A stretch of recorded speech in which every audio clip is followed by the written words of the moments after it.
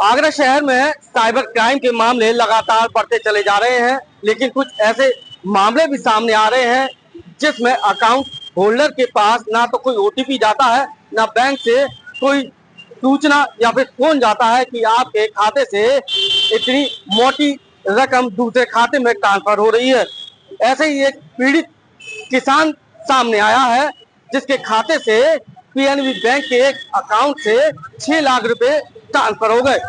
कैसे वो ट्रांसफर हुए, किन अकाउंटों में गए, उसको कोई जानकारी नहीं है। और जब उसने बैंक को इसकी सूचना दी तो बैंक भी सहयोग करने के लिए तैयार नहीं है। इसलिए आज भारतीय किसान यूनियन के पदाधिकारी यहाँ पर धरना प्रदर्शन पर बैठे हैं।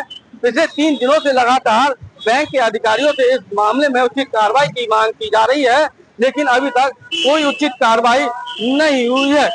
बड़ा सवाल यह है कि जब भी कोई मोटी रकम दूसरे खाते में ट्रांसफर की जाती है तो बैंक का कोई ना कोई अधिकारी या कर्मचारी ट्रांसफर करने से पहले उस अकाउंट होल्डर को पूछ लेता है कि साहब आपके खाते से इतनी मोटी रकम ट्रांसफर हो रही है। कुछ लोग हमारे साथ मौजूद हैं।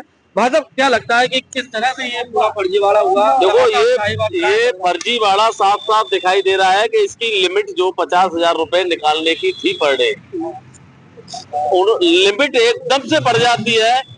मतलब सब काम फिल्मी स्टाइल में होता है। लिमिट बढ़ने का मतलब है कि ये पंजाब नेशनल बैंक का जो इस समय यहाँ कार्यालय है, इस ऑफिस से कहीं न कहीं किसी कर्मचारी द्वारा ये लिमिट बढ़ाई गई। तत्काल लिमिट बढ़ा दी जाती है। बारी बारी से 1 लाख रुपए निकलते हैं, फिर 2 लाख रुपए निकलते हैं, फिर 3 लाख रुपए निकलते हैं, 6 लाख रुपए निकल जाते हैं। जब वो अपनी मोटरसाइकिल पे कहीं होकर जब पीड़ित दौड़ रहा होता है, उसने धड़ाधड़ जब मैसेज आते हैं तो उसको पता लगता है। ये तत्काल जो है यहाँ बैंक में आता है। बैंक में जब तक इसमें 6 लाख रुपए चले गए, मात्र 2.5 पौने 3 लाख रुपए रह गया।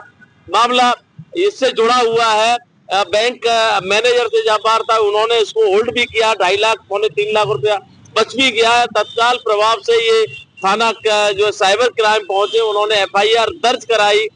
बात उसकी नहीं है, बात इसकी है कि किसान का पैसा भूमि अधिग्रहण का है। एक तरफ केंद्र और प्रदेश सरकार किसानों की लगातार भूमि को ले रही है, उसका पैसा किसान जो है भोला भाला किसान बैंकों में ट्रांसफर कर रहा है। वो पैसा सुरक्षित नहीं है। अब आप बताइए कि किसी साहूकार पे पैसा जमा तो करा नहीं सकता। अपना पैसा बैंक से ज्यादा भरोसे का कौन सा सिस्टम हो सकता है? उसमें जमा करा दिया, उसके बाद धड़ाधड़ निकल गया। मतलब दोनों तरफ से किसान मर गया। एक तरफ किसान मरा, भूमि चली गई, दूसरी तरफ मरा तो उसका पैसा चला गया।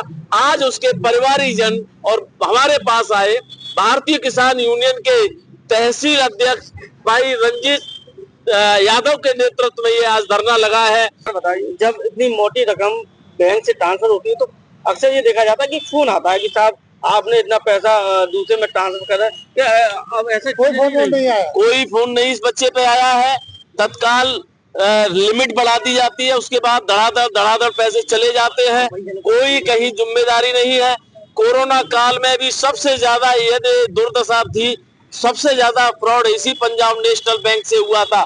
मैं आज हिंदुस्तान के सभी लोगों से, उपभोक्ताओं से कहना चाहूंगा कि वास्तविक रूप से अपना पैसा सुरक्षित चाहते हो तो तत्काल प्रभाव से पंजाब नेशनल बैंक से अपना खाता समाप्त कर दें, नहीं तो आपकी गाड़ी कमाई, आपके खून पसीने की कमाई ये बर्बाद हो जाएगी। इसी बात को लेकर के आज ये धरना लगाया और धरना जब तक रहेगा कि जब तक ये धन वापस नहीं तो घर वापसी नहीं। देखा, साफ तौर से किसानों का कहना है कि जब तक पैसा वापस नहीं होगा ये प्रदर्शन जारी रहेगा। ये पीड़ित किसान है और जिनका ये पैसा गया है।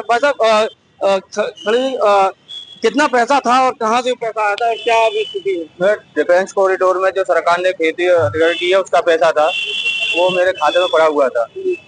करीब 10 लाख रुपए थे, जिसमें से 6 लाख रुपए 3 बार में काट लिए गए। अब क्या हुआ फिर? आपको कैसे पता चला? मेरे को जब मेरे फोन पे धड़ाधड़ मैसेज कर रहे थे, जब मैंने देखा कि मेरे फोन पर इतने मैसेज कैसे आ रहे हैं, मैंने जब मैसेज को चेक किया तो उसमें देखा तो पैसे कटने के मैसेज है। उनको लेकर जब मैं चिंतित हुआ, मैं सीधा बैंक में आ जाऊँ। 15 मिनट के अंदर मैंने बैंक को इसकी जानकारी दी और बैंक ने उन पर कोई कार्रवाई नहीं की। अगर वो चाहते तो पैसा जो खातों में जा रहा था उसमें होल्ड करवा सकते थे। उनको पता है, बैंक वालों को पता है कि किन खातों में पैसा गया है? जी, बैंक वालों को सब डाटा होता है।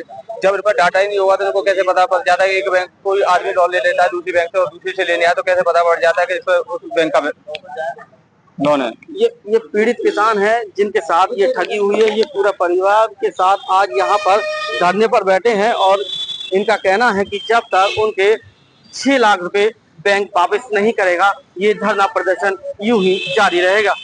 अपने साथी सोनू के साथ सत्येंद्र कुशवाहा, आगरा।